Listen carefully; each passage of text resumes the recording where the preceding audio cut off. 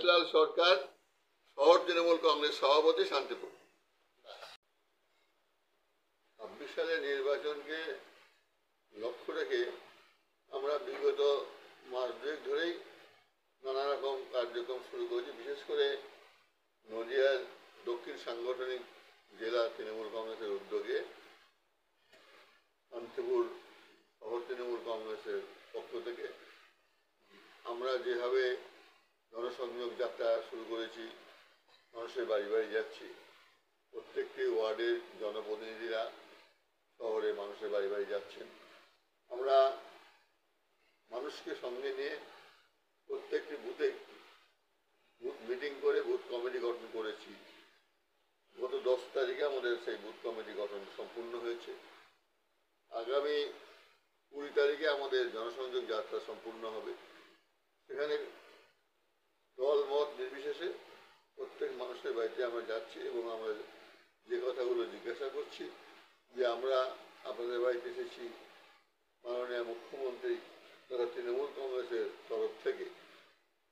মুখ্যমন্ত্রী যে 11 বছর যাবৎ আমাদের 14 বছর যাবৎ আমাদের সরকার চালাচ্ছেন, আপনাদের কাছে কেমন লাগছে, ভালো না মন্দ? আপনারা মুখ্যমন্ত্রীর এই ধরনের কার্যকলাপ, যে সমস্ত সহযোগী প্রকল্প সাধারণ মানুষের জন্য উনি দেন, তার কোনটা পান কোনটা পান না, না পেলে কেন পান না, কি ভুল ত্রুটি আছে, জনপ্রতিনিধিদের কোনো ভুল আছে কিনা, আমাদের দলের কোনো ভুল আছে কিনা, আমাদের সম্বন্ধে আপনাদের কি ধারণা, বিস্তারিত তথ্য আমরা সংগ্রহ করেছি। আগামী 20 তারিখ পর্যন্ত করব। এটাই আমাদের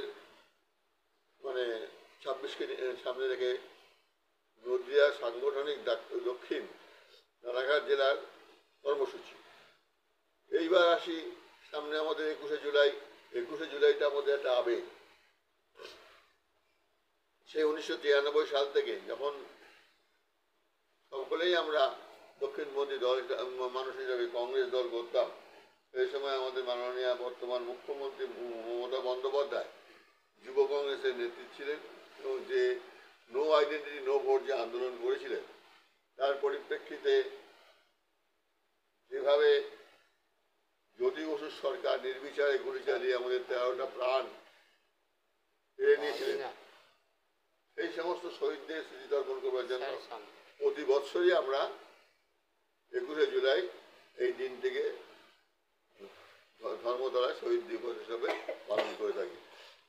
আগামী 21 তারিখ অর্থাৎ সোমবার আমরা যেমন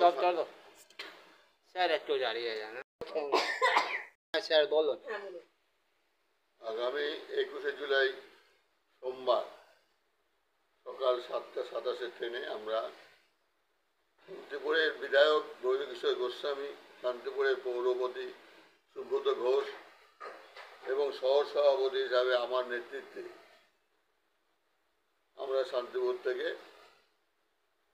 শিয়ালদা ট্রেনে গিয়ে ওখান থেকে আমরা মিছিল সহকারে পদযোগে ধর্মতলায় যাব। এটাই আমাদের সিদ্ধান্ত আছে। তার পরিপ্রেক্ষিতে সেই মিছিল বা সেই 21শে জুলাই যাতে সব মানুষ অংশগ্রহণ করেন, তার পরিপ্রেক্ষিতে আমরা গতকাল একটি বৃহৎ মিছিল করেছি। আজ থেকে 4টি পথসভা করব। আনুমানিক 100-র উপরে দেয়াল লেখন হয়েছে। প্রচারের কোনো রকম খামতি আমরা রাখছি না। মানুষকে নিয়ে আমরা ঐক্যবদ্ধভাবে 21শে জুলাইকে পালন করব, এটাই আমাদের ইচ্ছা। প্রত্যেকবার শান্তিপুর নজিরবিহীন ঘটনা তুলে ধরেন মুখ্যমন্ত্রীর সামনে। এবারে কি চমক হতে চলেছে বা কি চমক রয়েছে? এটা অপ্রকাশ থাকায় ভালো, এখনই আমরা বলবো না আমরা কি করছি। আমাদের নিশ্চয়ই কিছু চিন্তাভাবনা আছে, সেটা কাজও আরম্ভ হয়ে গেছে, আমরা ওইটা এখনই প্রকাশ করবো। বিরোধী দলনেতা শুভেন্দু অধিকারী বলছে উত্তরকন্যা ডাক দিয়েছে 21শে জুলাইয়ের আগে, অর্থাৎ আগামীকাল আরেকদিন পর 18 তারিখে আগামীকাল আপনার নরেন্দ্র মোদী কলকাতায় পা রাখছেন। কি মনে করছেন, এটা কি একটা চক্রান্ত করছে?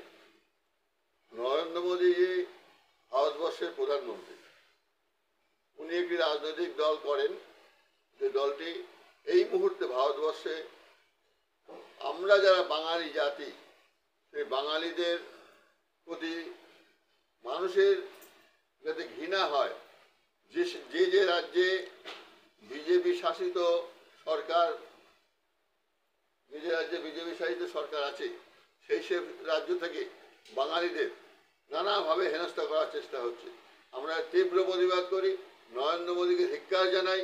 তার রাজত্বে, তার যে দলের শাসনকর্তাগণ আছেন, তারা বাঙালিকে এইভাবে হেয় প্রতিপন্ন করতে যাচ্ছেন। আজকে ভারতবর্ষ স্বাধীন করার মূলে যে সমস্ত জাতি, তার মধ্যে বাঙালি একটা 1 নম্বর স্থান কিংবা 2 নম্বর স্থানে আছে। এটাই আমি মনে করি। বাঙালি, পাঞ্জাবি, বিহারি ছাড়া ভারতবর্ষ স্বাধীন হতো কিনা বলা মুশকিল। এটা নরেন্দ্র মোদী ভুলে গেছেন হয়তো। আরএসএস এবং এই বিজেপি আমি মনে করি না ভারতবর্ষের কোনো উন্নতি করতে পারবেন। যে প্রতিশ্রুতি দিয়ে ওনারা ক্ষমতায় এসেছিলেন, মানুষকে প্রলোভন দেখিয়ে বছরে 2 কোটি চাকরি, তার কোনো প্রতিশ্রুতির লক্ষ্যই পূরণ হয়নি।